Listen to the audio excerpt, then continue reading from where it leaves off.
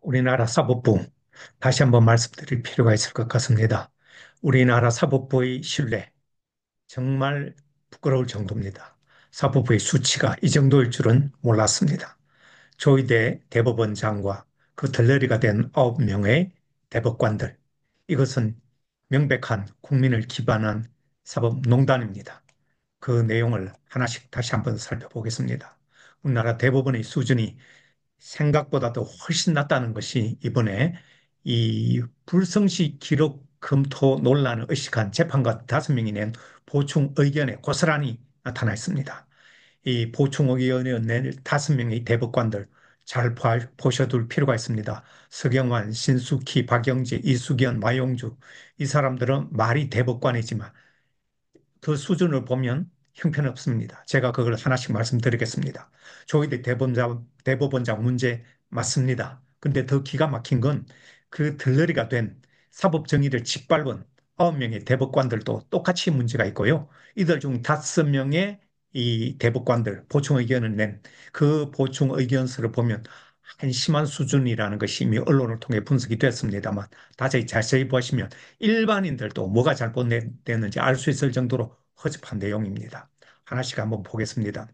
원래 법관은 판결로 말한다 이런 말이 있습니다. 그래서 법관들은 판결에 신경을 쓰는데요. 저는 이 법관이 이번에 대법관들의 판결의 내용을 보고 그 수준이 정말 기대 이하로 떨어졌다는 것을 확인하는 한심한 그런 수준이었습니다. 제가 이렇게 얘기하는 것은 다 이유가 있습니다. 그 보충 의견에 어떤 내용이 있느냐 하면 지연된 정의는 정의가 아니다. 이런 명제를 내세우면서 신속한 재판을 강조했는데요. 그 공직선거법에서 신속재판 원칙은 당선된 자가 임기를 다 채운 것을 막기 위한 것이라고 대부분 설명하고 있습니다. 그런데 이재명은 그 대상자가 아닙니다. 낙선자입니다. 그런데 그 낙선자에 대해서 신속재판 할 이유가 없는 것이죠. 왜 낙선자에게 신속재판 원칙을 내세우는 거죠? 이건 앞뒤가 맞지 않는 것이죠. 낙선자에게 재판이 필요한 것은 신중한 재판이죠. 더군다나 2심에서 무죄를 대법원에서 유죄 취지로 파기환송하려면 더욱 신중을 요구하지 신속을 요구하는 것이 아닙니다. 이것도 이미 벌써 논리적 모순이고 법리를 잘못 적용한 것입니다. 기가 막히지 않습니까?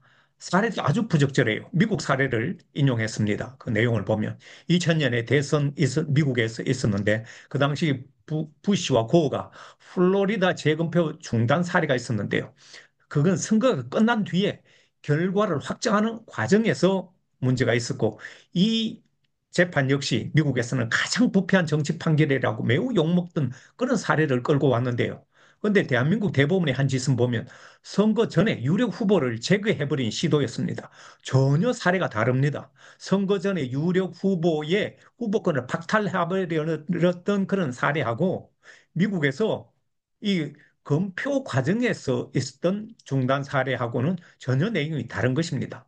엉뚱한 사례를 가지고 설명을 하려고 하니까 말이 안 되는 거죠. 일반인이 봐도 이게 왜 이런 비유가 되느냐고 문제 제기할 정도입니다. 자, 그걸 아는 대법관 이흥구, 오경미 두 대법관은 충실한 재판 의무를 강조했습니다.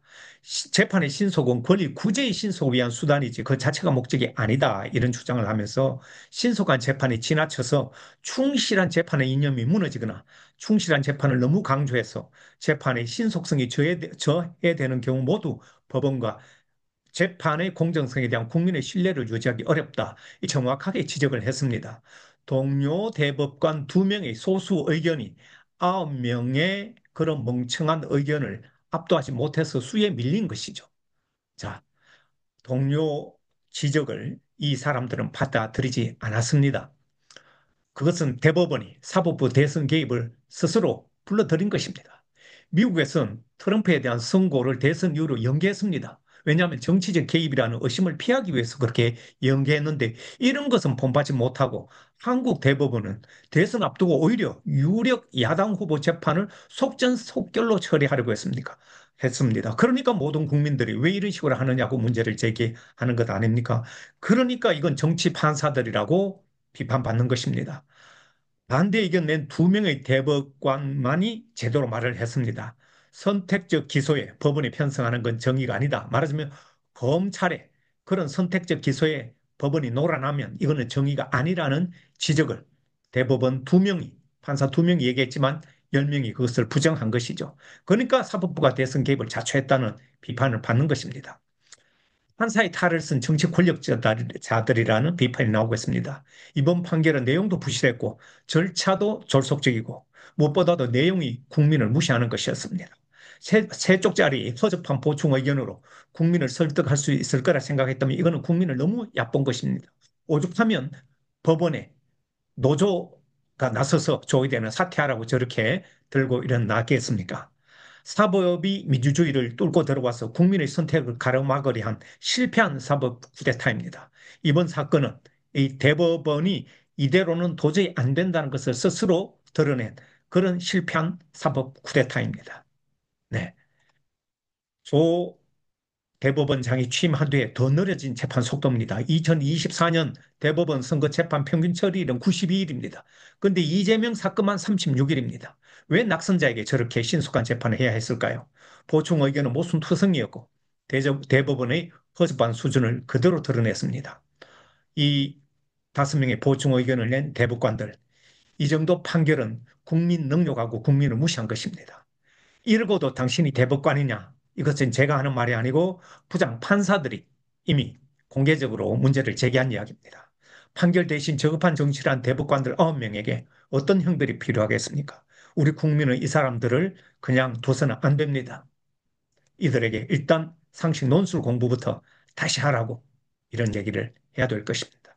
국민 눈, 이런 무서운 줄을 이 사람들이 알아야 됩니다.